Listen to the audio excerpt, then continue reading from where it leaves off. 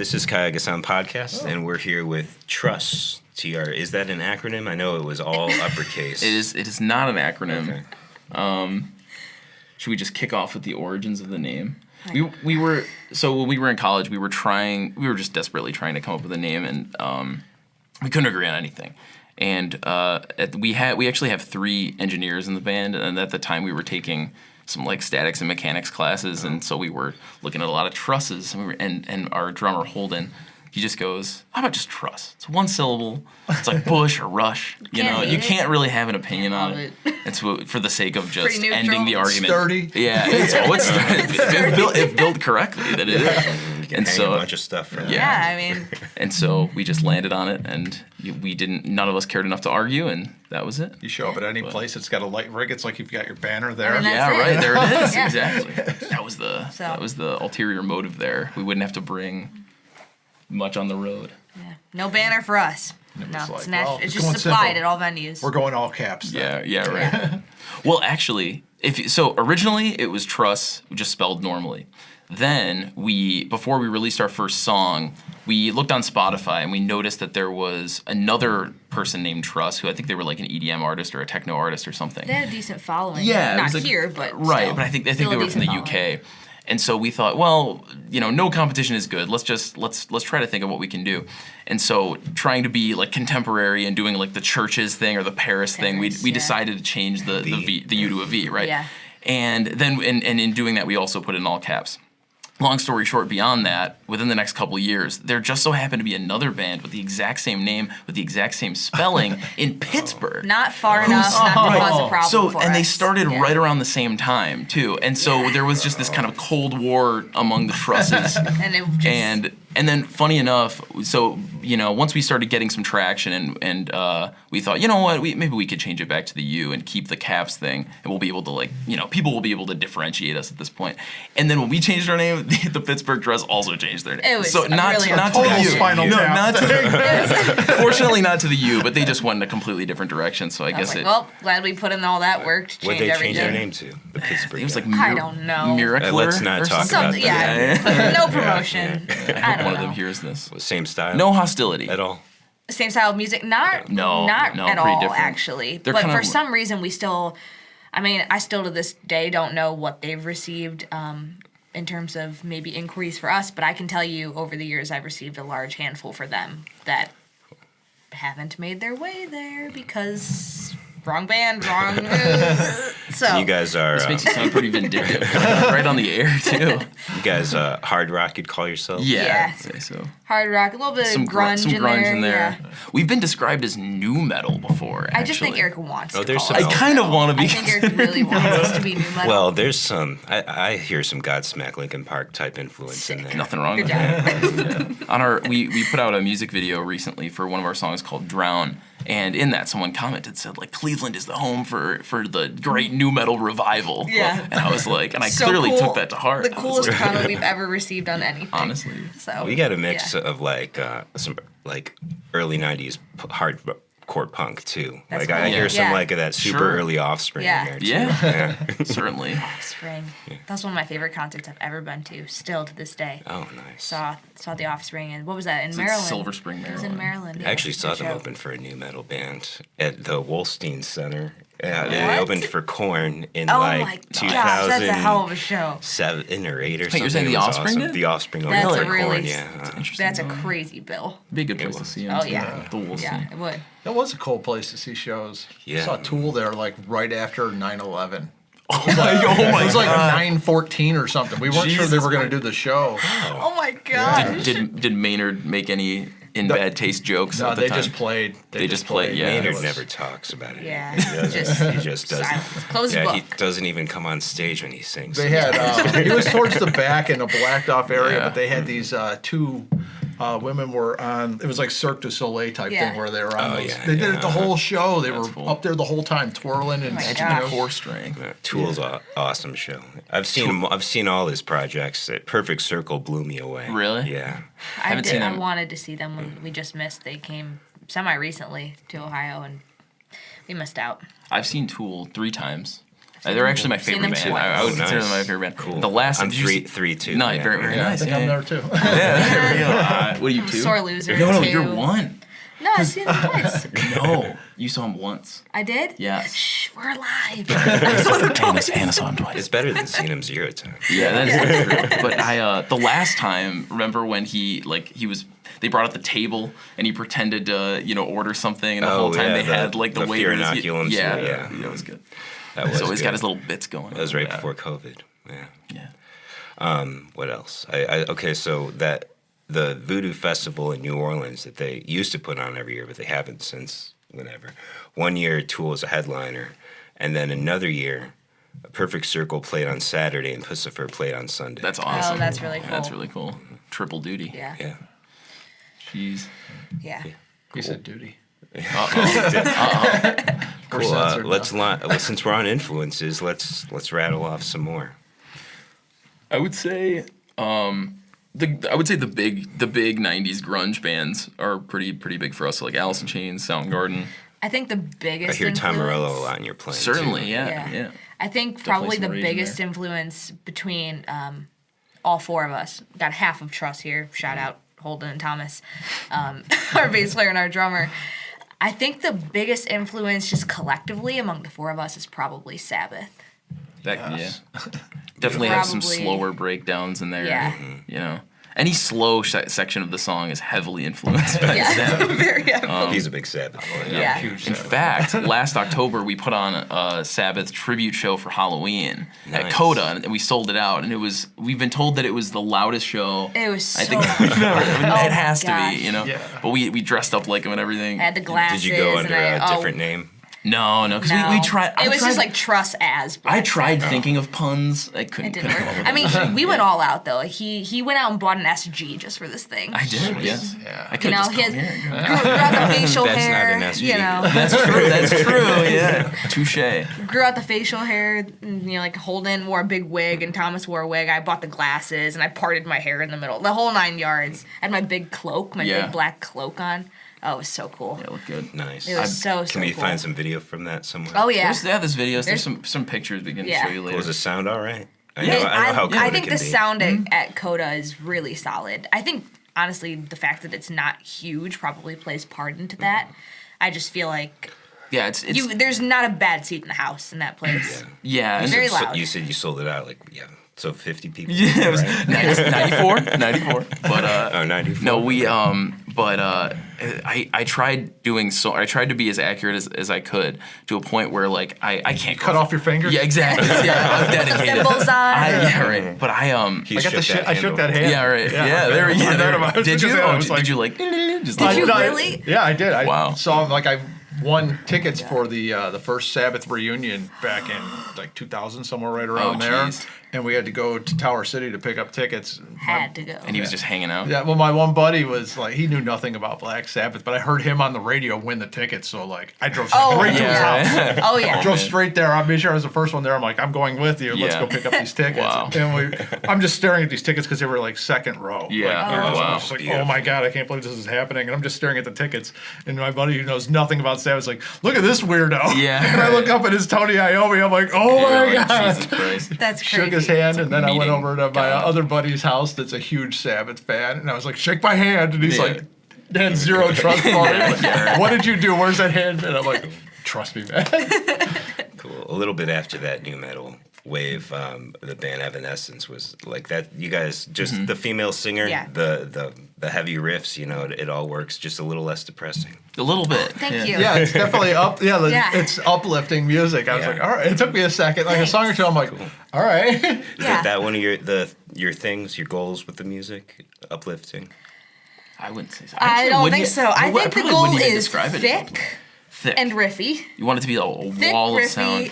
The lyrical content comes second. It does. It does. I mean, Riff kind is of. first. The riff I mean, is Yeah. first. truth be told, Honestly, that actually The is thing pretty, is, like, pretty it- true for our group. Typically, like for our writing process, like I'll come up with a riff or some kind of general structure, And then Holden and I were both very opinionated, and we'll kind of go hash it out. He sort of, he'll say, what if you rewrite it kind of like in this style? Or what if you try to do this? Or what if we put a stop here? And we kind of repackage the whole thing.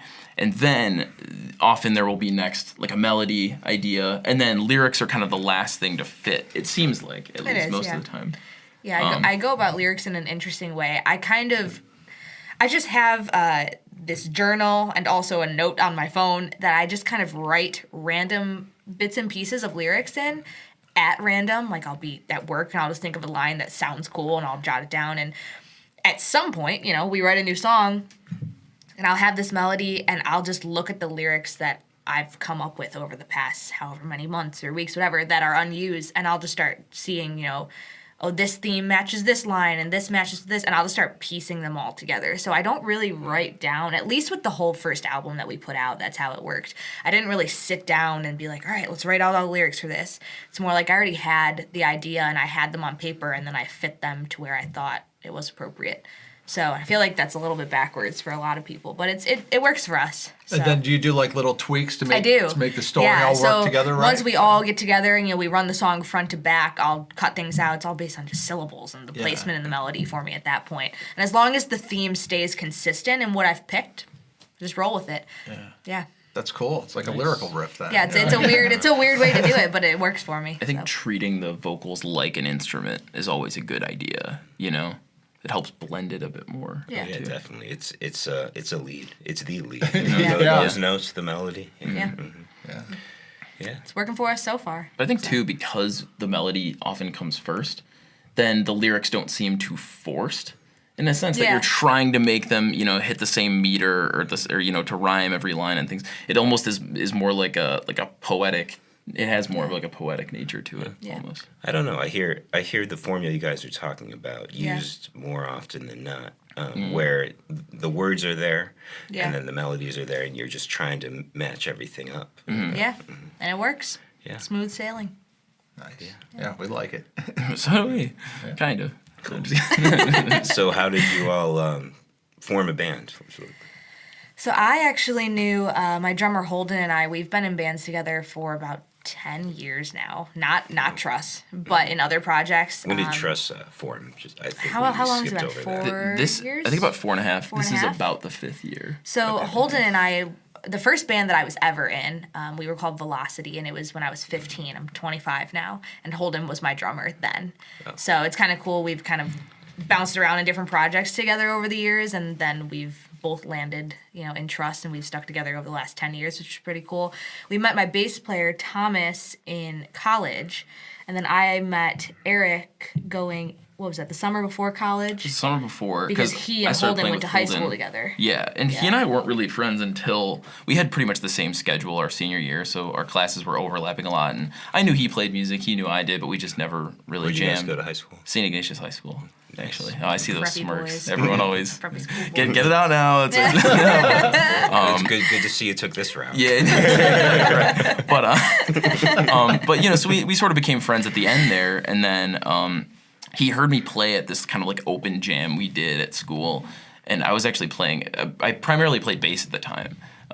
Still think I kind of primarily play bass. It's weird that it worked out in the guitar route, but there's a lot of rhythm in those new metal riffs. I think it's important. Yeah. There ought to be. That's one criticism of I think like the 90s and 2000s with guitar playing was that there was not really a lot of virtuosity, but I think it felt really good. You know what I mean? Like the focus wasn't the lead, and I think that's so redundant in the '80s. I feel. Yeah, I know. I agree. Yeah, you had to tear it down and start over again. Yeah. Well, there was almost like an anti-shredder movement. It seemed like with a lot of the grunge bands. Yeah, the first Guitar Hero after that was Kurt Cobain. Right. What was the guitar solo on his hit song? Just the melody. Exactly. No, that's it. I mean, that's it. There's beauty in the simplicity. A lot of the time, but he heard me playing bass, and he was like, at the time he was looking for a new bass player, and so I started playing with him, and then Hannah was already in the mix, and so, so we played together, and then about halfway through college, maybe towards the end, we started thinking, okay, we should start another established band, because it was kind of like one big, almost like dynamic. It's like a big super group. Jam band. Yeah, it was like, if you can play this gig, then play it. If not, and the lineup was changing all the time. And so we were looking for another guitar player, and we just couldn't really find someone in Columbus, because we went to, no, we were looking for a guitar player. Were we? Yeah. Because remember, I was playing bass. That's right. Yeah. You're right. And wow, so, I always forget about that. And we just couldn't really find someone to fit the sound, because we had a gig coming up. And for the time being, I was like, okay, whatever. I'll play guitar for this gig. And then Kip, who was one of Holden's friends, was actually the original TRUSS bassist. I was like, I'll just show you the root notes, just fill in for this, for this gig. And then the lineup kind of stuck for a while, and he never wanted to be a bassist though, so it didn't really, eventually, he left, and we, we brought in Thomas, but but yeah, that was it's been the four kind of of us weird that it worked ever since. 4.5 years. A little over 4 years. 4.5 years of TRUSS. Yeah. Nice. That's pretty cool. And what also was nice too is that we formed in Columbus because we all went to the same school, and then we were all from Cleveland too. So when we graduated, we just came right back up. Easy transition, you know what I mean? Yeah. So it's convenient for sure. Oh yeah, that worked out a little too smoothly. Well, almost, because the pandemic happened. So we kind of had to put everything on hold for a little while. But who lets a little pandemic get? Yeah, no big deal. But, yeah, what are you, the world? Apparently. But, cool. So you guys, on your short time, have had the chance to play some pretty good gigs, because some good opening acts, right? Oh, for sure, yeah. Cool. Can you tell us about that and like how those came about as well? You booked them. I'm annoying, persistent, annoying. I don't know if everyone has a different opinion. Yeah, we've played some really cool opening acts. We've opened for, oh my gosh, Everclear, Puddle of Mud, Sponge, the Dolly Rots, Royal and the Serpent, Amberlin, who else? Nita Strauss. Yeah, we've Rivals. They're kind of coming up. Yeah, we've opened for a lot of really cool acts, and honestly, everything is just about making connections in the music scene here, but also I'm sure everywhere. We really like Kathy, who owns the Grog Shop in Cleveland. We've played a handful of gigs there, and the turnouts have been really great, and she's called us back in for some opening slots. She was the one that gave us the Amberlin slot, the slot for Royal and the Serpent. We played at the Odeon. We opened for Sponge, and we pulled more people than Sponge did, so they called us back to open for Puddle of Mud. Everclear, I remember I was sitting in Eric's car when that email came in that we could open for them. I just kind of think it doesn't hurt to ask. The worst that could happen is somebody says no. So or they ignore you. Or they ignore you. Which is worse. Stings a little bit more, I'm not going to lie. The ignoring? The ignoring is a little bit worse. I'd rather just be rejected, but it's fine. Yeah, if you have an answer or you're hanging on like, what? It's just the suspense, and Everclear, I sent over our material. That was in Columbus at King of Clubs, and I saw that they were coming to town, and I sent over an email. I made some phone calls, and we got the slot, and that's how a lot of our opening slots kind of come to fruition, is just me looking for opening slots all the time and then inquiring and calling until someone picks up. And someone's usually going to pick up if you annoy them enough. So it seems to be working for us. I'm not sure how much people like me for it at the venues, but they're bringing us back, so I must be doing something right. Those opening slots, though, are huge, because you essentially put yourself in front of people who are already interested in your style of music, depending on how good the matchup is. You get all of your organic fan base from those slots. That's a good way to put it. Everclear is probably the farthest away from your style out of all the ones you named, though. But probably, maybe, I don't know. We fit really well. Royal and the Serpent, maybe not. I don't know. We fit really well. I don't know that. Yeah, maybe that. She's like a newer pop. I don't really know. She's kind of like an alt rock. I would say like an alt rock. Yeah, but she's good. She was Demi Lovato's touring opener, if that gives you any. So she kind of shot up really quickly because of that. I thought we fit really well in the Puddle of Mud bill, which Puddle of Mud is one of Eric's favorite bands as well. I love butt rock. I was really excited to come about that gig. That stuff so I will defend Creed any day of the week. Yeah. You I'll go to bat for Nickelback. I don't give a shit. Can I swear? Yeah. Okay. Yeah. All right. Okay. We'll bleep it out. Bleep out Nickelback or shit. Nickelback. Everclear was one of my influences growing up. That album, So Much for the Afterglow. I was like seventh grade, just learning guitar. That easy shit, power chords and like E minor pentatonics. Like that was what it was all about, And I saw, speaking of Grog Shop, Art Alexis did like a solo story of the song tour, and it was just him on acoustic and one member of his band. Like That's came awesome. with him for some of them, but that was a lot of fun to see. The splits look a little better at the end of the night. Yeah. If you have For just one person. Yeah. Well, I'm sure. There was 2 Cleveland openers. So. Yeah. It's $50 instead of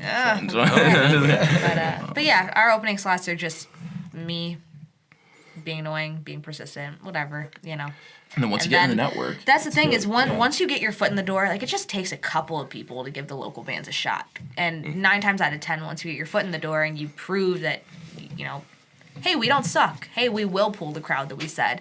People call us back.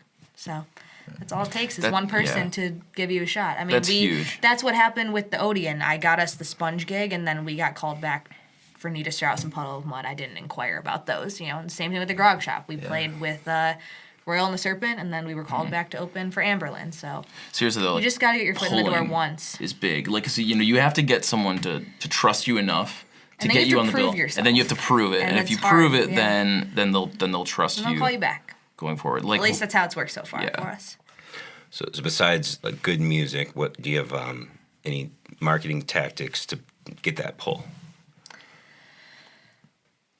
You look like you were going to talk. I didn't know. I was thinking. That was my thinking breath. Oh, it was? Okay. I don't know. Okay. It's difficult. I think more times than not, the best thing to do is to just reach out to people directly and say, "Hey, have you listened to this?" Just make it really personal. Yeah, because I think people value that more than anything. We're always behind the merch table. Or at least we try to be.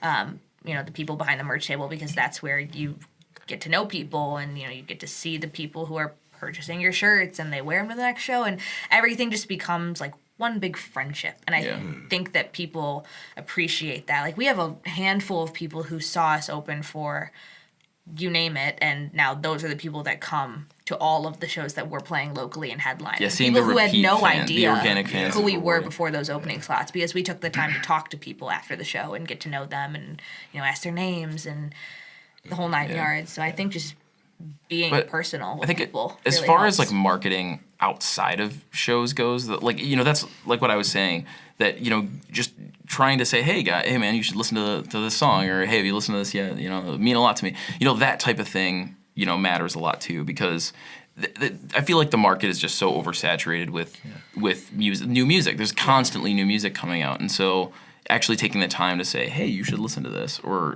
just talking to your friends or work people and saying, hey, you should give my album a shot. Yeah. The sooner you get rid of that shame of asking, you know what I mean? Seriously, like, I don't care about the shameless plug anymore. You know what I mean? Yeah. You have to. You got to say, hey, look up my stuff. Follow us on Instagram. Well, it's also got the second benefit. Not only you're making that personal connection, but you're getting past the paywalls that all these social media has. Yeah. You're a band. I see. Mm-hmm. Yeah. You're going to pay us if you're going to appear on anybody's feed. Yeah, right. I also think it's important to, I'm actually doing it today. I'm wearing my Grosh shirt. Support other local bands. Like, practice what you preach. Don't be one of those bands that just tries to get everyone to come to your show, and then the second that, one of your buddies' bands is playing out, you're not going, or, just everyone in the local music community can kind of help each other out. We're all trying to do the same thing. That's one thing Cleveland has, as opposed to the bigger markets. I was just talking to you about this the other day. Sense of community. Yeah. As opposed it's to really cool. Right. The Cleveland music scene is a really good place to be. Yeah, this is like our 65th episode, and it's been zero shitty people. 65. Yeah. Until. No shitty people. You're right. Yeah. No, but it's a good group. No, we love the Cleveland music scene, and there's cool. Who are some of your favorite bands or acts in the Cleveland music? Should we save that for the 216? Okay. What's the Let's 216? Let's just do the 216. Yeah, let's just go into that. All right. So we came up so we can do shorter segments. That's the thought behind it, but it usually stretches to like an hour-long conversation. Okay, 216. So it's going to be 2 Desert Island albums. Oh, okay. 1 venue you'd love to play, and then 6 artists we should be listening to. Oh, shit. Okay. Ooh. Okay, the 2 desert albums. Do we each want? Are we each gonna give 2? You can each give 2. You can each do your own 2-1-6, or you can do the 2s together, the 1s together. I think I want to do my own. Fine, do your own. All right, let's hear your 2-1-6. You can go first if you want. It's like kind of severed our little thing there. All right, I'll go first. Okay, so let's see. 2 albums. That's good. This is a really good question. So I feel like my favorite album of all time is probably Tool's Anima. And my entire life I've tried to figure out why that album resonates with me so much. And the one thing that I can come up with is that it came out a couple months before I was born. So the way I look at it is my dad was probably playing that in his car all the time when I was like an infant, and it just wired something right. Yeah, Tool in the Womb, Womb Tool. And I just that sounds like Womb Tool. That could be taken dirty. God, Womb Tool. Womb Tool. So I don't know. There's something about that the sonics of that album because it's mixed very weirdly. And so the more I've gotten into like the production of side of things, the more I come to like expect certain things.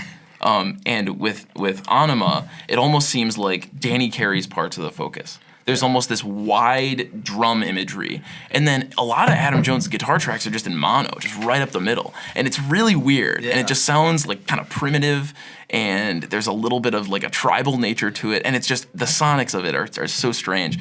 And every time I listen to it, I notice something new.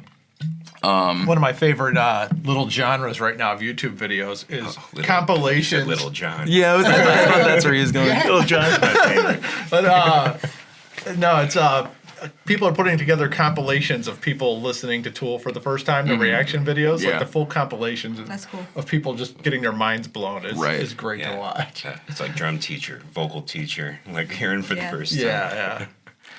Jeez. You only made it through one. I know, but that's the long one.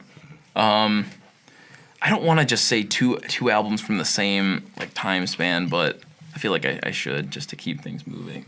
I think Stone Temple Pilots' Core is another album that resonates a lot with me, and because it was kind of born from that grunge era, but there are definitely elements of like jazz in there because the DeLeo brothers, particularly Rob, like he came from a jazz background, and there's a lot of discernible melody and nuances in those songs that I didn't think that a lot of other bands of the same time were doing, and so there was a another layer, this like structural dissonance that I felt like played really well with the heavy distortion and and Scott Weiland's the beef in his voice. It's an album, man. Honestly, for as popular as they were, I feel like they were one of the most overlooked bands of the '90s. Yeah, kinda, yeah. Like they're one of the tops, not only for like the good songs, but the diversity of their songs. I've always held them up there, so I don't know if I think of them as overlooked because I know I did. I also think that I felt like I was one of the only ones. It's like, okay, yes, Alice in Chains, Stone Temple Pilots, Soundgarden, all the Nirvana, like just putting them in that category. Right. I also think that they're a band who found their sound fairly quickly too.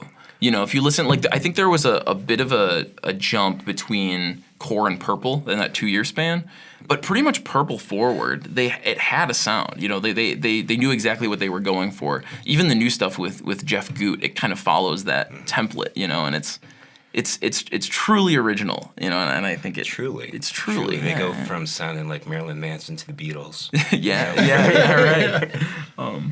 So I'd say those are my 2 Desert Island albums. Cool. What about you, Hannah? All right. The first one is my favorite album of all time, which is Super Unknown by Soundgarden. Right. I listen to it once a year because I just don't ever want to jeopardize getting sick of it. I listen to it on my birthday. That's it. Every year. Happy birthday to you. I cheated this year, and I also listened to it on Christmas. But I'm a little bit embarrassed of that. I usually stick to once a year. Hey, treat yourself. So that's my favorite album of all time. So that's got to be one. Number 2 is probably Are You Man Enough by a band called Betty Blowtorch, which if you are unfamiliar with that, you need to listen to it as soon as we leave. All right. They're just like a gross all-girl band, like satirical. You just have to listen to it. Nothing that I say is going to prepare you for what you're going to listen to.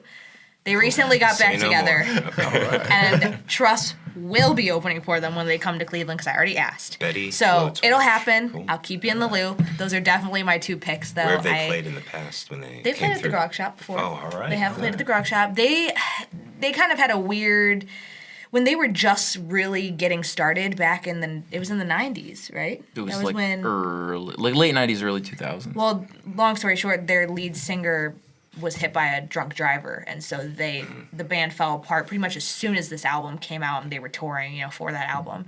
So that's all they have is that one album. And they ended up finding a new singer and recently getting back together after like 10 years of being disbanded. So I'm very excited to see what they come up with next. They've dropped 2 singles in the last couple months, which I've been very excited about. So look up the album, get into them now, because they're coming back. So those are definitely my 2 albums. The venue that I would want to play that we haven't played yet, I would love to play at the Newport in Columbus. I would love to play there. Either that or the Agora. One of the 2. We played the House of Blues main stage pretty recently, so I can check that off my bucket list. But Was that an opening slot? it wasn't, actually. It was not an opening slot, You want to no. plug your event, Hannah? I put together a big female-fronted fundraiser with 8 local female-fronted bands, all from Cleveland, called Rock the Halls. Rock the And I put together this idea with all these bands, and did my little spreadsheet and made it, came up with the silent auction and where to donate the money to, and just all the parts. And I took the plan to the House of Blues and I essentially pitched it, and they were for it. So It was a really cool show. It was obviously TRUSS. We had Envoy headline, which they actually came in from Nashville. Lillier was on the bill, who you guys have had on here. Grumpy Plum was supposed to be on the bill, but Tallulah actually broke her fingers during load-in, and they didn't get to play. But Sucks. top secret information, Rock the Halls is going to be happening again this year, so Awesome. I plan on making sure that Grumpy Plum gets to play this year. Mr. Princess was on the bill. Solon, Detention, and Hello Luna out of Columbus was on the bill. So We just heard about Solon last week, right? Yeah. Tyler was telling us. yeah, it was You gotta really, start a really band cool. with your wife singing. We'll get a hop on that though. Yeah, she's a lot of fun. If you guys haven't already had her in here, you definitely should. No, we just heard about it. So She's a character. what are the last 6 bands that you guys should be? Well, I didn't answer my his- venue his question. venue. Yeah. Oh, you hit I've always wanted to play at Nautica. I love that's a good every one. show I see there, and because it's outside and it's not That's a good one. the largest, the sound is very controlled, and some of the best live sound I've ever seen has come from Nautica, and I think it's a beautiful venue. That's a I good love one. seeing shows there, and then I used to bartend at a place on the East Bank of the Flats, Oh, and yeah. you could hear the shows crystal clear from there. Yeah. it was That's really beautiful. cool. That's awesome. And sometimes the beer loving artists would come have a beer there. Man, Yeah, was the that's coolest so thing. cool. That's really cool. Yeah. I I saw- poured a beer that was handed to David Byrne from Talking Heads. Really? Oh, look at that. I Bragging rights. I met Herb from Primus there. Oh, I've Nice. seen them twice I there. was That's- dressed like a oh, penguin for I that. missed it. Nice. I think Wait a minute. They were supposed to come, and then they No, got there was canceled one for where someone was COVID. dressed as like a banana who they called out. I think I- there was someone. I'm You were usually a probably penguin at there, that show. Yeah, I know there was a banana guy at one of or a pickle guy or something. It was funny. Herb was like watching the opening band from Yeah. like behind the bleachers, trying to like be all like. So I went over Yeah. there like trying to not like make a scene, but I'm a penguin. I was just like, dude, I love your drumming. You're a hero of mine. Keep it going, And then he had a heart attack, and Danny Carey took over Yeah. for a minute. I tried to get out there for those shows, but I ended up having gigs. I would have loved to have. You kind of sound like Danny Carey, like in your voice. I just got to get taller now. Yeah, a little bit. You got to grow Yeah. like 2 feet. You're right. Yeah. I never had the pleasure, but I did see Claypool, Lennon, Delirium a couple yeah? times. Yeah. Did they put anything out after the one album? I think they have 2 albums. They have 2. Yeah. Okay. Yeah. I liked the first thing they did. Did you go to the Primus and the Chocolate Factory? I did at the Masonic. That was my It favorite show awesome. I've ever been to. Yeah, that was great. Did you see them when they on the Tribute to Kings tour? No, I was out of town for that one. Oh, that was Yeah. awesome. The Sword opened. That was like Yeah. the I best. don't wanna That was talk probably about the it. best I had to sell my 40-minute tickets set to that I've ever show, seen in and my I life. just- I'm And not then they over broke it up. yet. I had Not months over it. after. I had tickets, but I got a refund because of COVID. Ah. And Wolf Yeah, Mother they were was Wolf still Mother, doing they it. had green card issues. I heard. Wasn't that the problem? I don't want to talk about this show. Yeah. Just me. Wolf Mother's one of my favorite bands. I bought the tickets for Wolf Mother, yeah. I never got to see them yet. Yeah. I haven't either. I just got to see one of my favorite guitar playing bands, Muse, for the first time finally in Columbus. Like they were a few with weeks ago. Evanescence. Yeah. I think Muse was the third show I ever saw. And like, I saw my buddies like going to see my favorite guitar player tonight. Yeah. I'm like, fuck you, dude. Okay, I'm buying tickets. I just needed motivation. Me and my girlfriend and kid we're going to Arizona and California for vacation. Like that following weeks, we had to save money. I'm just. You gotta do what you gotta do. Do one less thing on vacation. Yeah. I saw Muse a long time ago in Detroit on their Resistance tour. Oh, that was I think that was like my third show I ever went to. They played a few Resistance shows, and they play some cutting edge technology instruments. Oh yeah, yeah. They're trailblazers for sure. Mm-hmm. Yeah. 3 guys fill out the sound quite a bit. Yeah. Six, they're definitely 6 bands. They're definitely arena fillers now. Oh yeah, yeah. They were doing that. I mean, they were filling arenas even Nationwide back then too. Yeah.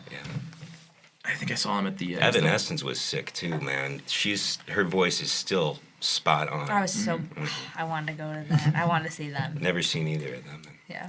All right, so we need 6 new artists we should all be listening to from each of you. New artists? They don't have to be new. It's just underrated. Yeah, underrated ones we might not have. Hopefully new for us. I'll take 3. You can take. Okay, 3. that's so fine. We're not giving them 12 artists. That's a little. I think that's a lot. Okay. Yeah. Maybe we could give some bonus ones if we think of it. Between 6 and 12. Okay. Right out the gate, I have 2 that you probably would have picked anyways. Betty Are you gonna say local age? Oh. So I was gonna name local artists. Well, he said any. So yeah, that could be any. All right. Well, like I'm gonna start by saying that you guys need to have Quick Mystery on here if you have not already. That's a local band. Never heard of them. Yeah. Now we have. You may now plug whatever you'd like. Well, I kind of want to talk about Quick Mystery now. We played. Don't list. We've played probably like 4 or 5 shows with them. And we love playing with them because they're super high energy. They're the best. Quick Mystery. Yeah, Quick Mystery. They're a 4/5 piece kind of depending on the day, but they're always so much fun. They're loud. They're rambunctious. They're just the right amount of like frattiness. You know what I mean. They're super nice guys and everything too. But they're on Spotify. They played at our album release show at the Grog Shop last July, and we were like, we want you playing directly before us, just to get that every energy show going. we had lined. Yeah. So definitely look them up. Okay, Quick Mystery. Quick Mystery. Cool. The one band, and I almost feel bad not saying a local band first, but I've always felt like Local H was one of the most underrated bands of all time. And my dad was a huge fan of them growing up. I mean, I'm sure you guys know like Bound for the Floor, right, but like if you dig into their discography, they don't have a bad song. And they have a big catalog too. They probably had like, I want to say 8 or 9 albums. Pack Up the Cats is one of my favorite albums. It's a masterpiece. Yeah. And so like every... They're still active. Yeah, they are. Yeah, we just saw them recently. Yeah, it's 2 guys. There's a drummer and then Scott Lucas. Yeah. And he plays guitar, sings, and then he has a bass pickup modded into his guitar. So he runs through like an Ampeg fridge and then 2 4x12s. Yeah, and Does he loop? No, he doesn't loop. They just sound massive, and it sounds like a 5-piece playing, but he's a great performer too. We saw them recently in the Cambridge Room in House of Blues. Cool. I think I've seen them 8 times over the years. I've seen them like 5 or 6. Maybe. Yeah, but they're definitely worth digging into because they definitely have more of like the hard rock sound of the grunge, post grunge type scene. His vocals are a little bit harsher. They're more on like the raspier side. They've gotten a little more distorted over the years, but yeah. He's got a lot of life left in him. We'll say. I'll see them every time they come into town. They're great. Let's see. You want to go? Oh God. I'm just trying to give myself more time to think. Okay. Quick Mystery is my favorite local band ever, so I'll just never stop plugging them. If you guys are familiar with, and I actually mentioned them earlier, Mr. Princess, they're another band that's just really climbing quickly in Cleveland. They classified themselves as, I think, math rock. Is that right? I think they say like mathy Midwest emo or something. Yeah. They're really cool. They're just emo the nicest equals group. MC squared. Yeah, there we go. Yeah. I think they're like Pitch that to math. Band right. That's album it, name. man. That's Emo the album equals name MC right squared. there. But they're a really good group. Really nice 3%. people, and they put on a really good show. Mr. Princess. Mr. Princess. Non-local, but an up-and-coming band that you should definitely check out if you have not already is Pink Shift. They are currently like my favorite band. Where are they from? I think they're from Baltimore. Yeah. And they are on tour right now, but they're not coming to Cleveland. The closest they're coming is Columbus, and I really wanted to go. Actually, with the people from Mr. Princess, we were all going to go, and it sold out before I could get tickets. I'm very sad about it. Where they play around here? They are not coming to Cleveland on this tour that they're on. They're coming to Columbus. That's the closest that they're coming. But they're a really, really good band. Baltimore's They're a pretty good for music. three-piece. Yeah. They're a three-piece, yeah. Or technically. Well, they play live with. I think they add in someone for live because they have a lot of guitar layering and things like that. Yeah. And so, and I don't think they have like a designated bassist, but they get a bassist to play live. But they're awesome. One word: Pink Shift. Just look them up. Right. Listen to the album "Love Me Forever." It's their newest album, and there's not a bad song on that album. Everything is just super thick guitars and yeah. You were talking about it's like very punky. Yeah, it has like definitely some hardcore influence in there too. Like you were Turnstile, mentioning, like you get Turnstile Turnstile's also from Baltimore. I bet they didn't know know that, each yeah. other. I bet they're. that. I really hope they're friends. But another local band who comes to mind is Assault. I don't know if you guys know Assault. They're kind of like Cleveland thrash. Okay. They put out an album, I think the same day we did. It's the same day as us, yeah. Yeah. Called A Blind's Eye. Yeah. I listen to that album a lot. Yeah. lot. Did you say A Blind's Eye? Isn't that, yeah. It's A Blind Eye. Are you Were sure? you thinking of? I thought there was an apostrophe Were you S on thinking that of thing. My Mind's Eye in Lakewood?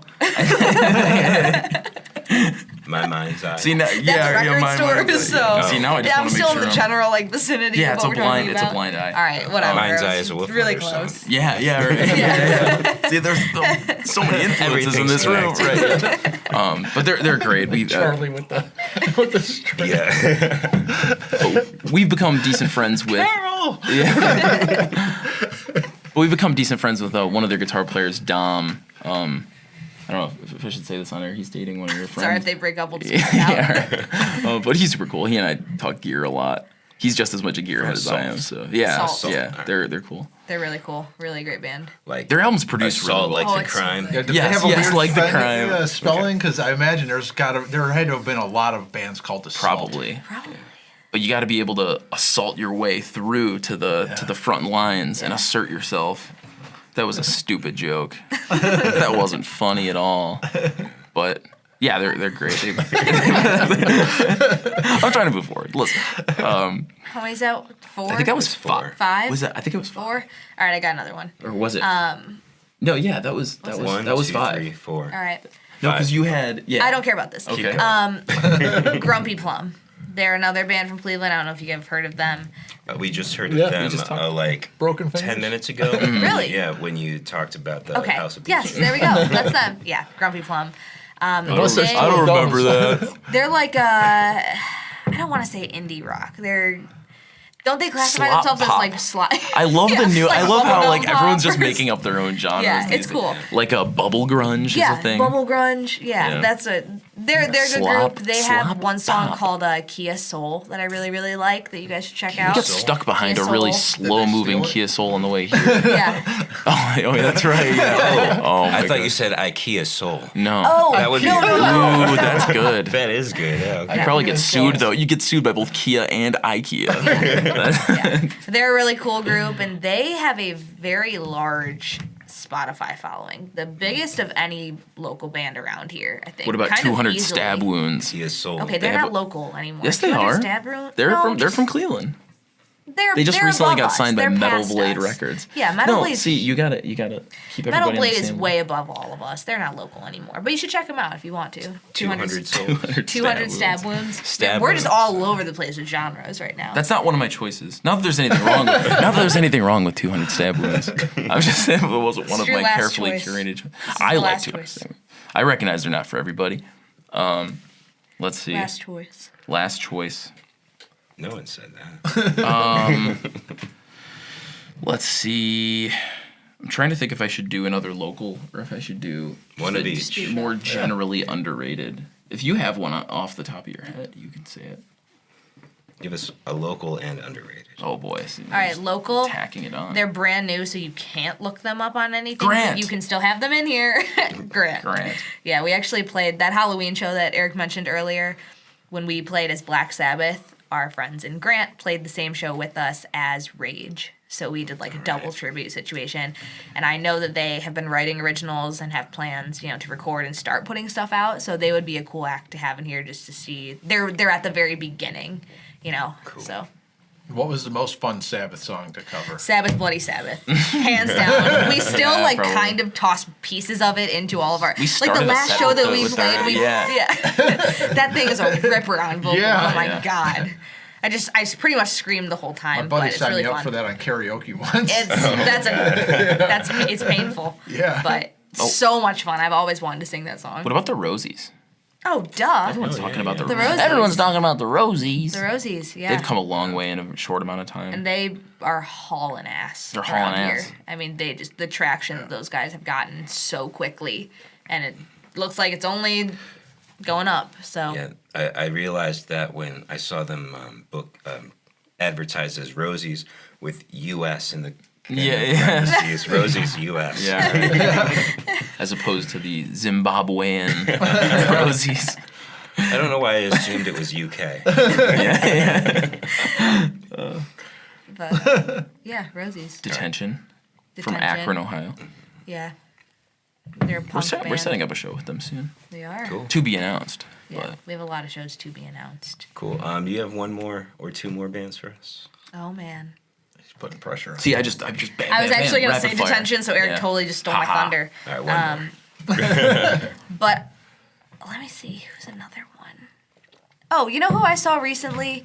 I actually work for Temple Live, the Masonic on Euclid Avenue, as of recently, and I just booked and then saw Who Saved Who perform, which again another local band, We've heard and that much, that was the first time I had ever seen them. I thought they were really cool, a lot of fun. I was actually trying to scope them out to see if they'd play with us for another gig later in the summer. I liked them so much, so I would check them out too. I know that they're taking some time off right now to just write and do the more admin stuff instead of play shows. Yeah. But whenever you guys see their names pop up, I would go see them. Cool. For sure. This has been the 216. Success. With TRUSS. Success. All right, back to our regularly scheduled podcast. I was going to say... Should we go into the gear now? Yeah, let's do it. The Gear's gear? fun. Gear? Well, before we get into gear, let's so we don't lose too many listeners, let's plug your upcoming show. Oh, that's good. That's a good call. That's a good idea. Our closest of the upcoming shows is on April 22nd. We are playing at Temple Live, and we are actually opening up for the Rosies. So that'll be our first time playing with them. Comes out, right? So April 22nd, we'll be at Temple Live with the Rosies. The other bands. Hannah, do you have any tickets on you? I do have tickets on me. What day of the week is it? It's a Saturday. So Blossom Park is the opener. We play, the Rosies play, and then a band out of Chicago called Totally Cashed is the last band on the bill. Cool. After April 22nd, we have a lot of out-of-town shows that are coming up. Only a couple of those are announced. I believe we're only announced out until May right now. Cool. But I can tell you that we have about 3 or 4 shows per month that, June, July, August, that are unannounced. How far out you guys going? The furthest is Toronto right now. Yeah, so probably. Still unannounced, but that's a big announcement too. So it will be a big announcement, so we can't drop it. You heard it here first. Exclusive. I can't drop one show that's not secret show. It's not a secret show. One that's not announced yet. I can't drop here. We're playing very few shows in town this summer. So if you're looking to catch us in Cleveland, if you can't come April 22nd, your only other chance to catch us this summer is July 8th. We are headlining at May Halls, and we will not be playing in Cleveland again. Right. Probably until at least Halloween, if not later. So that's a big one. All right. Is that a big key for keeping the draw too? Is spacing out those gigs in So you're not there every week. I think it is. Yeah. I think that largely plays into why we we do well with our live shows because we space things out. But also, we recently acquired the TRUSS bus, and we need to get more use out of it. Yeah. Because you don't have the trust fund. Yeah. We actually do call our bank account the trust fund. We're an LLC, so we call everything the trust. There's the trust fund, trust bus, and so we just. Do you call your fans the trust rods? I wanted to call them the trust fund babies. We do now. I like that. But I think I attempted that once on a post. And no, I don't even think anyone caught it. So. or they did, and we're just, let's pretend we didn't see this. Well, the people that did would like the segment about the gear. Yeah, right. Yeah. Trust fund babies. There was that other new metal band. They were called Trust Company. Yeah, yeah. Downfall. We almost covered a Trust Company song a long time ago. That is, yeah. Such a good song. We're gonna listen to that on the way out of here. They're a good band. Yeah. I think we'll add them to one of the most underrated bands. Trust Company. Yeah. I loved that song. That was a guitar playing song. Oh yeah. yeah. I hope that sounds good on this one. Nice and close So on the one. close to it. Yeah. Yeah. Gives it that thunder. Oh yeah. Yeah, It's drop C sharp, the heaviest tuning. Yeah. Yes. Just hammer on two frets and then add and then there's the add add 9. chord, Yeah. every time. That's the new metal staple. Alt metal, new metal staple. I do that a lot. You got to do that. Add 9. Yeah. I think that any more shows? Nothing that's announced yet. I can just say we have a lot of out-of-town shows that are going to be announced. We're playing a beer and barbecue festival in Athens called Brewbecue. Yeah, that's unannounced. That'll be a fun one. And then we just have a lot of we have a out-of-town show shows unannounced Buffalo, right Cincinnati, Akron, Detroit. Pittsburgh we're going to come around to. We played in Pittsburgh earlier this year. Chicago. Toronto. Columbus a couple Where did you times. play in Pittsburgh? I'm not familiar Mr. with any of Small's the venues. Funhouse. Oh, actually, that's one of the Yeah. It was a places really, Yeah. it was a really cool place. It is a cool place. That Where place is really kind of cool like venue. the Beachland. A little Yeah, bit. it is, Yeah. Where did we play there? Jurgles. Yeah. Jurgles? That it starts with a J, right? Yeah. Yeah. Jurgles, Okay. yeah. I was looking at that venue just the other day. That's why it rings a bell. It's got a cool green room. Like you're Yeah. upstairs above the stage. Pittsburgh has good green rooms because I thought Mr. Smalls had a good green room too. They had a pool Big table pool in there. table in yeah. there. And Oh, their own private bathroom. Yeah, the Oh my god. There's some Yeah. cool music There was a stores shower there in the too. Jurgles Yeah. one, right? I went to a drum shop that was Hawthorne Drum Shop and bought a giant stainless steel bass drum. But there was a guitar shop. I don't remember the name of it, but it was. They had a bunch of like cool old guitars, like old Japanese things, like with cool. 40 knobs on them and switches and everything. Nice. Like they had a lot of cool shit. Yeah. We didn't get to explore too much when we No. were there, unfortunately. But Mr. Small's in a cool area. It's in this neighborhood called Millvale. And it's all in a valley. So like you kind of dip right down and then it's like it's almost like the Tremont of Pittsburgh, it seems like. We're going to. That's kind of what we're Me and my doing. girlfriend are going to some place called Moon something. Like it's a suburb of Pittsburgh, like Moon Yeah. Falls or Phase or something. I don't know. For Incubus is next to it. Yeah. Oh, nice. Yeah. Cool. Cool. All right, Pittsburgh. Pittsburgh. Go Pittsburgh. Cool. We were about to jump into gear. I love Cool. gear. Right. Cool. Let's start with you. What kind of mics do you use? No, I have an opinion on this. All right. I have a very firm opinion on this. Sennheiser all the way.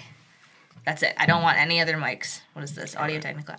Sennheiser. Hey, don't be I, shitting on the This is Technica. good for a podcast. This is good for podcasts, but This is an 2020. 1820. I Thank love- you, Mr. Chuck Kaminsky of Basement Trader. Wait, let's plug him real quick if we're not going to get to the rest of our sponsors. Yeah, if you're interested in getting some of this gear, maybe hit up Chuck Kaminsky, the basement trader, and the guy that supplied us with these microphones back before we had any listeners. Now we're up to 2. Yeah. So, yeah. That's right. Yeah, check out both of his reverb stores. One is guitars and basses. The other's is amps, effects, accessories. And And you can visit him in Painesville, and if you need some work done for setups on guitars or basses or your upright bass. super quick turnaround, super friendly dude. He's got a lot of cool gear coming up for sale soon. Yeah, 500 years in the business, or no, he's not that old. The Arrowhead that he worked at, they've been there since like 1938, something like that. And get ready for the season finale a few weeks from now. Yeah. Episode 69. We'll feature Mr. Chuck Kaminsky, and then we're going to take the summer off. Yeah, Finally. go hiking. Yeah, we've done it'll be 69 episodes in like 75 weeks. wow. Sheesh. Yeah. Good kickoff to the podcast. Yeah. We'll be doing this for some years probably until one of us moves away, or we'll still do it. I don't know. Yeah, we'll see. You can do it remotely. Yeah. If you're so inclined. We'll pass the torch to somebody else that wants to do it. Yeah. Cool. Gear. Guitar gear. You want to talk about gear? Okay. You don't want to elaborate? I mean, I just like Sennheisers because I have a lower vocal range for a girl, and so the Sennheiser actually picks up the low tones in my voice, and that doesn't really happen with a lot of mics. Yeah. Also, I wanted to tell you, compliment on the I'm an alto. Fell on Black Days. Oh, thanks. You guys did it in the original key with female singer. Yeah. Yeah. So I'm a lower alto, and Sennheiser just that's my choice for mic. Also, I'm gonna drop an extra gear thing in here. I'm actually also a bassist. I play bass in a cover band around Cleveland called Medusa. And all I want to say, because I'm not a gear snob like Eric, and I don't know that much about gear, I just have one opinion. The Rumble 100 that I use at all of my gigs is all I will ever need. I just really like Rumble amps. Yeah, those they're are cheap, cool. It's like 15 and they're pounds. lightweight. Yeah. And they're just thick as hell, and I get good tone. That's it. I played one of Rumble, those that's when it. I went to I love Chicago it. Music Exchange. I'll and never I was get trying out another a amp. Thunderbird bass. Yeah. I'll never buy I plugged another into one. that thing. I was super impressed. Yeah, You know? he's the one that talked me into getting Rumble because I have he the 500. has the 500 I version. love that. I will never get it's a different amp. 210 too, so Yeah. it definitely has The a tones wide in that range. thing are just really, really solid. I've never needed anything else for Yeah. a bass gig, just because it's so. I just and it's use my like 30 Rat and pounds. that, and that's it. Yeah, you. I use gave the Rat. you the Rat. Yeah, I use my Rat. Yeah. I use Rat for bass. I bring the Helix Yeah. for my bass gig. Oh, yeah. I just run through that. I'm like, all right, I'm good. I I'm got good, drop I'm good. tune on here. Yeah. I That's all you need need. to have stage volume. Oh, don't get me I have started. a This- light one too against Ben's Oh yeah. for bass. Against I haven't played Ben's. bass in a while. You but got the cool PV bass you got from Chuck. Right? That's right. That's the one I yeah, strum like a on. T40 or something like that. Those I've things been playing aren't. a lot of Khruangbin with that, man. That bass is so much fun. You guys heard Khruangbin yet? No. Oh, check them out. Weird spelling. I'll show you after. Yeah, this. I don't even it's have a guess on how to spell it. Female bass player. And yeah. Okay. I almost wore my shirt today. It's like I think it's like Swahili for airplane or something like that. Yeah, very weird spelling. I had no idea how to pronounce it. Yeah, I don't I'm like have a that guess. K band. They were on TV. It was really cool. Mostly instrumental, really jazz and spacey and Okay. yeah. Yeah. He's always going for that Isley Brothers tone on Always, guitar. yeah. He's got the cocked wad. So much sweet reverb, like some Yeah. original reverb. You never kind of heard it in that tone before. Yeah. Let's stick with you. No, I We was could gonna talk say, about aren't them those forever. T40s like 50 pounds?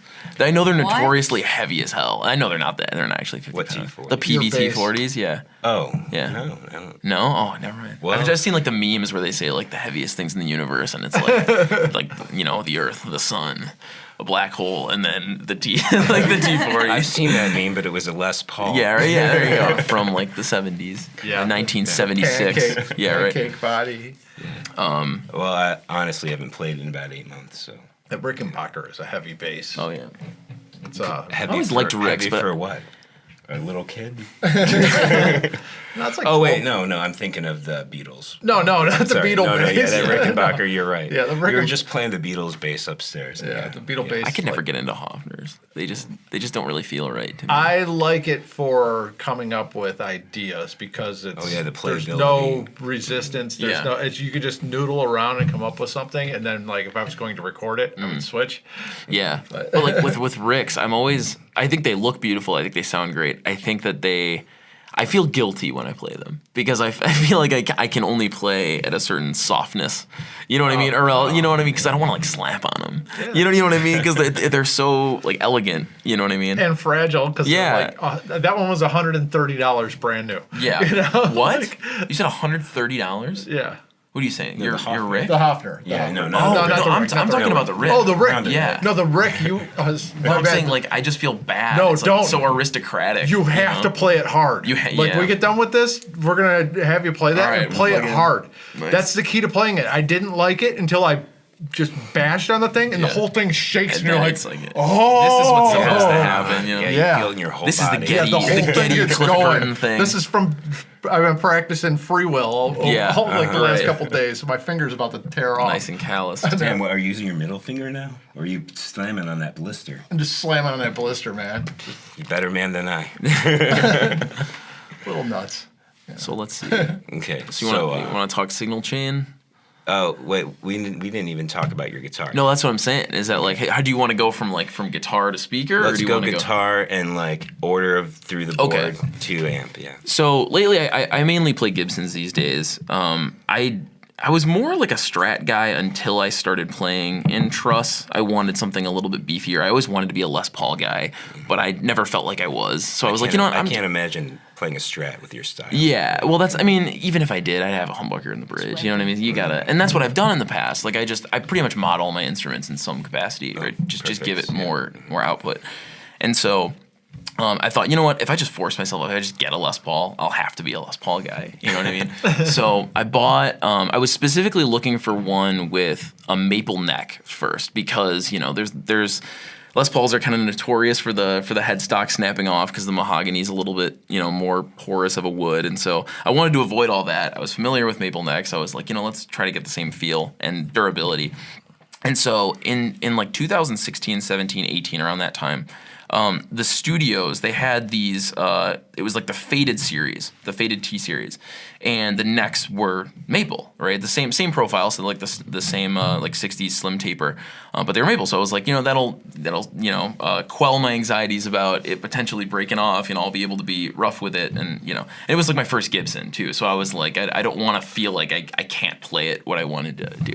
So I got a great deal on it, bought it, and already, right off the bat, I do not like Gibson pickups. I think they're very low. I think they're too low output, personally. I think you almost always have to mod them in some capacity, which is another reason why I wouldn't want a $3,500 Les Paul custom, because I would feel like I would never be satisfied and I would still want to do something, and that's blasphemy. You can't mod something like that. So I just put pretty much like a Seymour Duncan JB in everything, more or less, just for consistency across the board. Because there's a low end that the stock Gibson pickups, especially like the Alnico 2s, just don't pick up right. And one of the keys that I have with my tone is I really want to try to drive it as hard as I can from the front. To kind of get as much breakup as I can going in.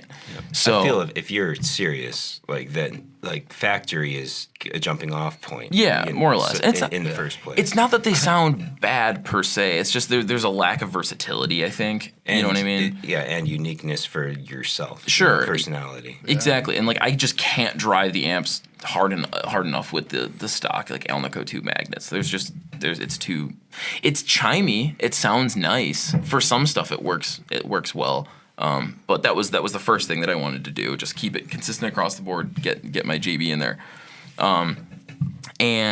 So from there, that's my main guitar. I would say it's been my main TRUSS guitar for about 5 years, and it feels right. I don't know. There's just something about it's not the nicest guitar in the world, but you don't have to be afraid to play it. It sounds great. It's consistent. It's reliable. I haven't had any issues. And once you get your electronics right, it's all about right here. Yeah, I guess so. So I do that, and then going to the board, I don't use too many pedals.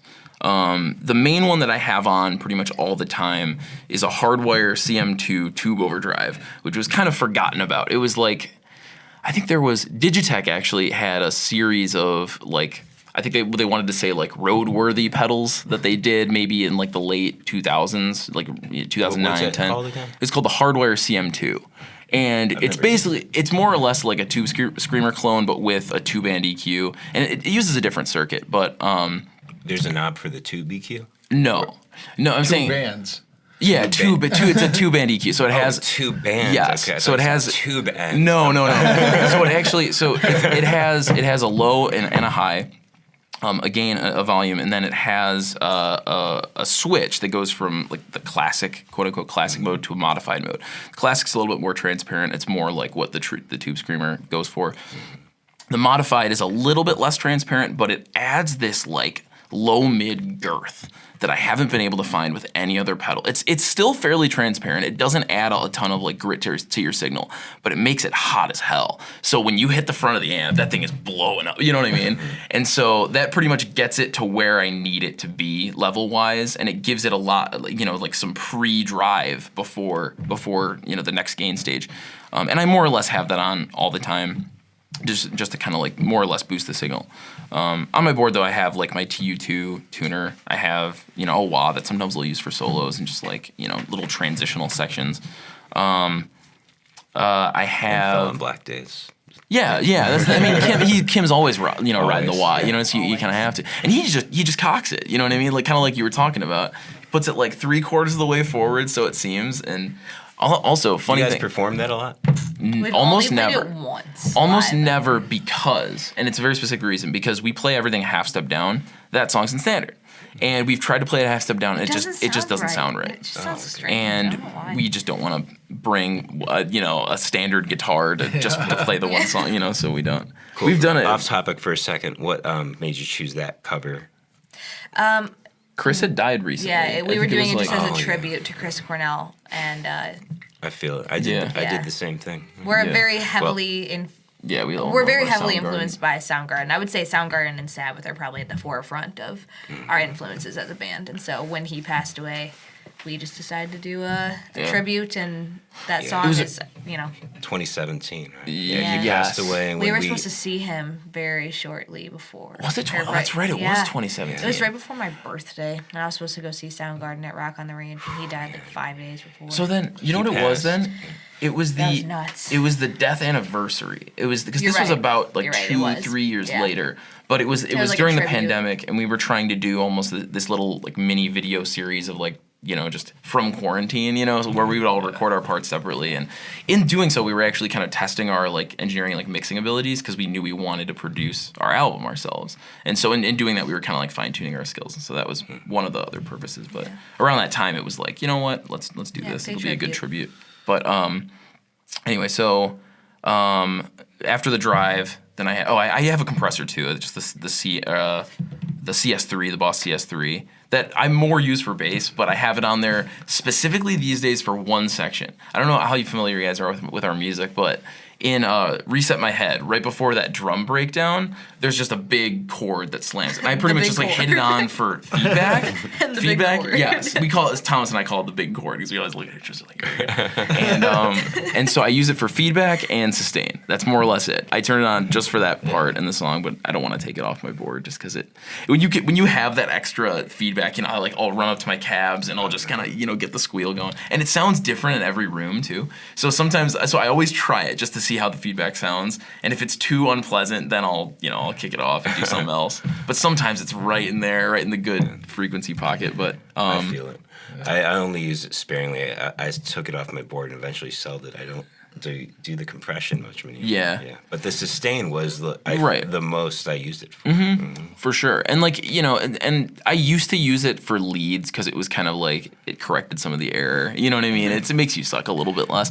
And when I played a lot of Pink Floyd, I turned it on. Oh yeah, naturally, right? I mean, and so it used to be kind of like a safe, like a safeguard for something. And then I was like, but then again, if I just add another boost to it that adds more distortion, going in, then it does the same thing, and you get a volume and a gain boost. So I was like, I won't use it for that anymore. I felt like I was a cheater a little bit. Exactly. This will make me play better. It's a philosophical thing why, I don't want to do it for that. But and then after my drive, then I have a carbon copy delay, again, used kind of sparingly on certain sections. Flanger, which I use even less, but I have it set really slow. It's the it was a DoD stereo flanger from I think the 90s, and I love it because it's like it actually adds a little bit of grit to the signal, even if you don't have any of the actual effect on, like if you don't have a sweep on. But it adds just a little bit of like cleanliness, we'll say, just a little bit of like chime in the top end, and adds a little bit of extra breakup. So when you turn that thing on and you have like a really slow like jet engine sweep going on, it just does this like, that just it's great, it's awesome, and and it was more just I kind of arbitrarily chose that when I knew I wanted a flanger, but I thought I'd be able to get more. I'd be able to get a more colorful effect by going analog with it, which is kind of what I didn't want it to be like a transparent flanger. I wanted it to be like an effect, and I wanted it to be slow and kind of. And actually, when you use that in conjunction with the delay, you end up with a whole new effect. You know what I mean? And it sounds really awesome. So I use them together a lot for like Mayhem, that whole section, that spacey sounding section, the bridge. I turn on both for that. Loved that one. And then last I have a TC Electronic Spark that I think it has like 20 extra decibels of headroom. So like if my signal isn't already hot enough, I boost it, I have it like 3/4 of the way. And that's what I'll do for solos is I pretty much just like push it to pretty much as much as hot as you can get. And then I never tried putting the boost further back. I always have it towards the front, like after the wah. Oh man, I put it very last because the thing is that makes more sense. I never thought of that. I try to boost, because if you put it beforehand, you're kind of like let's say like before the modulation, like your delay and everything, then you're boosting it beforehand to a point where the delay might not be able to handle the output you're giving it as well. Whereas like if you're boosting the already delayed signal, it'll stay clean. Does that make any sense? That makes total sense. Like as soon as you said it, everything clicked. I'm like, what have I been doing all these years? I did that with an EQ pedal before, just to add clean boost at the end. Yeah. And then amp wise, live I mainly use like Marshall JCM 2000s. I have a DSL 50 and 100 that I kind of switch out depending on what I'm doing, but I love those amps so much because they're not super expensive on the used market. They'll typically go for like $600 to $800, right?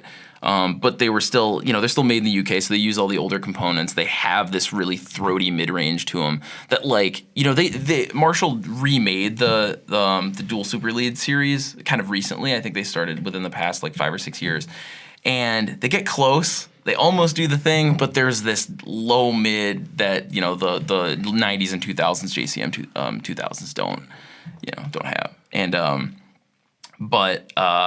think I messed up my sentence there. You get what I'm trying to say. There's just like there's a character that they have that I haven't been able to get with other things, and especially in conjunction with that CM2 that I mentioned that I have on pretty much all the time, it just complements it really, really well. Because in a mix, right, especially like a live mix, you're not cutting through because of the top end. You're cutting through because of the mid range, specifically the low mid range, because that's where all your notes are, right? So like the fundamental frequencies of the notes themselves are all kind of within like 200 to 600 hertz, right? Which is where that mud region is.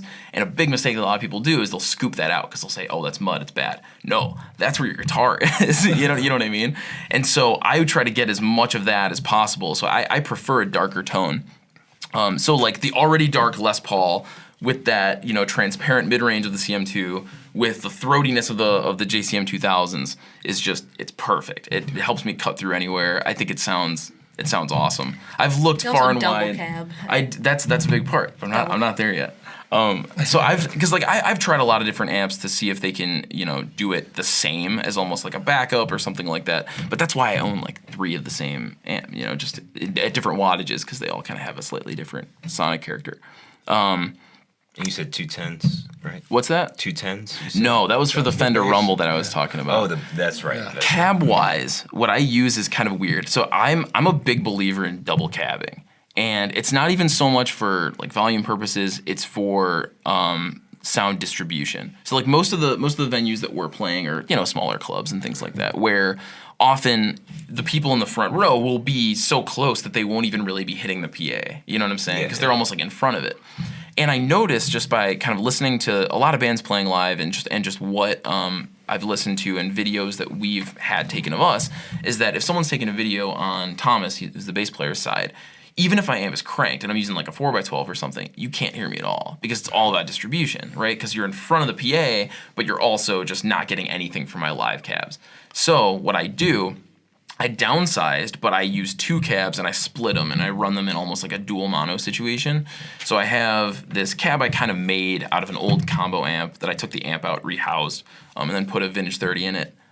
Which Tyler Ray was commenting on. That's like my main cab. And then I have a Mesa wide body 1x12 that I run on Thomas's side, which has a Mesa Black Shadow in it that's C90, so it has a little bit more sparkle to it. I don't want to say sparkle, that's not right there. A little more bite to it, so they complement each other fairly well, where one is a little bit like a, kind of an open back, it's a little bit darker, one's a lot more focused, has more sizzle in it. Mic them up both. They use the cab on my side as the main. They blend the Mesa as needed, and it sounds massive everywhere. and I can't not do it anymore. I'm spoiled at this point. You know, does the sound guy control that, or do you have any ability to in terms of balance? Yeah. No, it's because I'm just running them in parallel at 4 ohms. Okay. So you don't switch one off ever? No. Okay. No. I mean, it's because again, it's all about sound distribution. You know, so like I want what I'm playing to be heard on both sides at all time. But just in general, because you mean you keep one on each side of the stage? Exactly. Okay, so even if you're on Thomas's side, you still have one of my cabs just ripping in your face. And I've definitely noticed some improvements with just like video playback and like what people have said and things like that. And it's a great idea. It's huge because like we sound huge for a 4-piece. Yeah, I mean, and Thomas's bass tone's a big part of that too. Yeah, but like in general, I try to fill the room up as much as I can, and because we just have one guitar player, and so like you got to work with the low mids, right? And you got to work with that sound distribution. It's huge. You have anything to add about the bass sound? Yeah, so Thomas Thomas has such good tone. He kind of switches his rig depending on the gig and the size. But if he can open it up, like if he has the choice, right? He'll use an Ampeg V4 from I think like 1972, which is a sign. Who did that used to belong to? Remember it? Not the V4 didn't belong to anybody. The cab did. The cab. With 2 of the refrigerator cabs. Yeah. I won those at an auction just because nobody else could haul it. And I had a minivan at the time, so I got it was like a 1969. I got for it was like $700. And there's the older ones. Some of them have a weird thing on the back that will play an E. Really? Yeah. So like I thought it was broken because it just go. I turn it on, and it's going. Yeah, right. And it was for tuning. That's really strange. Like a reference. Yeah. Oh wow. Yeah. Kind of makes sense, really but that weird. sounds so archaic at this point. But he mostly will play like a V4, which is essentially an SVT but 100 watts, right? So he can push it, get some power tube saturation, things like that. And then he, again, given the choice with his cabs, he'll do. He actually has an 8x10, an Ampeg 8x10 that was owned by Billy Sheehan at one point, which is, and he like took a picture of it and sent it to him on like Instagram or something just to confirm. And he responded, he was like, yeah, that was on my tour cab back in like '97 or whatever. So it's kind of fun. But sometimes he'll double cab too. One thing that we like to do is he'll bring like a 2x12, and then he'll bring like a 1x12, and then we'll do a mini stack of like my other cab and his other cab. So we did that in Lorraine actually, and so that's fun. But what's the venue in Lorraine again? This was just at the fairgrounds, right? We played the beer festival. But then lately he's been playing P basses mostly. He had a PJ that he used for a while, but it's still my favorite. The P bass just sits right. Yeah. And he's a very aggressive player too, so he does get a fair amount of clank with everything as well, and so that aggression definitely adds to the sound too. But I think our tones just meld so well. There's like a perfect continuity in the the frequency spectrum, I think. Yeah. Because you don't want any holes. You want it to be just the bass goes into the guitar. You know what I mean? I found with one guitar player, the P bass just fills in the rest perfect. It does. Like if I have 2 guitar players, the Rickenbacker's great. Mm-hmm. But like with one, the P bass is coming out. You know why the P bass does? Low mids. Yeah. It's all about those low mids. You don't want a scooped bass sound necessarily, or scooped guitar sound for that matter. Don't scoop it. You don't scoop it. Don't scoop it. Well, I gotta say that was one of the more fun gear conversations. Was it fun or was it annoying? I just love gear. I could talk about it, but yeah. I mean, I just love talking about gear. And I bought a. You used to flip stuff for a living. Huh? Yeah, I did that for a couple of years. I had a lot of cool shit come through. Oh yeah, for sure. But I recently bought so Marshall released that Studio series, like the 20 watt, essentially like the Jubilee and the Plexi and the 800. And so I bought a mini 800 for I think $700, and like knew those things are going for $1,900. And the person who I bought it from on Marketplace, they were selling it for so cheap because they actually broke off a piece of their cable in one of the jacks, and they didn't really want to take the time to fix it. And so I was like, I'll tell you what, I'll take it for $700. I'll fix it myself. I just bought a new jack for $250, just resoldered it on there, and brand new. And that thing does what the 2000s do by itself without being boosted. The only issue is that then I have a hard time kind of hitting the front with the modulation because it gets colored by the amp. That's a whole other conversation. But it's a great studio tool. I do bring it on the road sometimes when I use like my Friedman preamp sometimes that I use. So I'm trying to find replacements for the full setup that I have when it's not practical to bring, my 45-pound, 100-watt head. You know what I'm saying? But Cool. yeah. Great. Truss, it's been great having you here. It's been great being here. Cool. We have one last question that we always ask our guests, and that's we need recommendations for a movie, a TV show, or a YouTube channel. So we need entertained. Yeah. You could probably supply the YouTube channel because I just suck with anything. Is it or? It's or is it or. one? It's or. Okay. Yeah. Give us one. I'm trying to think of what's the best movie that I've seen recently. See, this is more. I was actually gonna recommend what we watched just the other day because it's insane. Oh, the yeah, but that wasn't a movie. It was like a documentary. It was like a Lifetime movie. So it wasn't like a film. It wasn't like a film. It's kind of like it's more of a documentary. It's called Girl in the Basement. The Girl in the Basement, and it was a movie documentary that was all about the case of Here in Cleveland. No, actually. Was that the everyone Fidel thinks Castro it's situation? but everyone thinks it's that, and it's not. It's about this girl. This was a different girl in a different basement. Yeah, this girl who again based on a real case, this girl who was locked in her father's basement for 24 years and had 7 of his kids all in that span, and it's insane. And it's worth watching. It's all based on a real case, so you can go ahead and do your research beforehand if you get a little about that kind of stuff, but worth watching. The Girl in the Basement. The Girl in the Basement. Okay. Just watched that a couple days ago. I really like It's not crime-esque extraordinarily well stuff, done, so. but the story No, is but it's just interesting. unbelievable. And it's almost entirely like dead on I with the gotta real take a break case. from the stuff that Yeah. gives me. Yeah. Yeah. What did you just watch? I just It was watched. Was In the Deep. I think it was called. In the deep. Into the Deep. Into the Deep. Into the Deep. Into the It was a Deep. documentary that was supposed to be about this eccentric guy that was a scientist that was building a rocket ship in Denmark, and in the middle of the documentary shoot, he murders someone in a submarine. And it is the darkest thing I've ever seen in my life. Jesus. But it's absolutely worth watching. But Yeah. line up some cartoons for afterwards. Yeah, Right. Yeah, right. Yeah, like we were gonna watch post Drake and movie. Josh afterwards. Yeah, Remember I right. said I gotta watch an episode of Drake and Josh Yeah, for you, like- but And that's exactly what It we was did. just because the guy then lot. you put everything together as they're making the documentary, and the guy was telling you what he was going to do. Yeah. And it was like he didn't even have a victim picked out. It was just who was going to be the first person. yeah. Oh, Like man. it's totally worth watching. But just need a very break. very Yeah. dark. That's fair. I just watched It's on something Netflix. along the same lines, but The Lovely Bones. It was Oh my from the early gosh, I've seen that 2010s, movie. and the cinematography is amazing, by the way. And I won't give away anything. That You was just the watch first Lovely Bones. scary movie that I ever saw Why do in you my think it was a whole life. rom-com?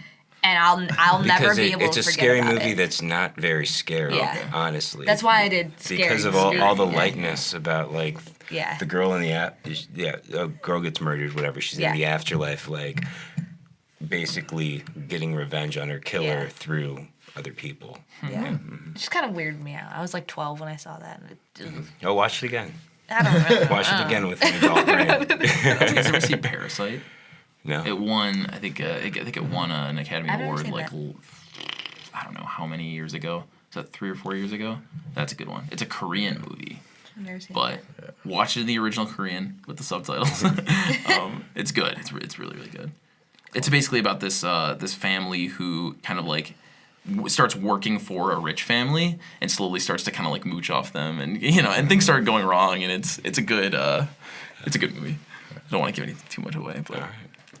If you want something not so dark, 420 is a new season of Beavis and Butthead. Oh, there we Oh, go. yeah, it's coming out. There you go. Give it to me, baby. It's Always Sunny. There's going to be a new season coming Yeah, they're because they're working on it filming right now. right now. That's why there's been No podcast. I know. on. You guys are talking about doing it virtually, and I was just thinking they're doing that in Sunny. Every time Glenn goes out of town, they just shit Right. all over him for Yeah. doing it virtually.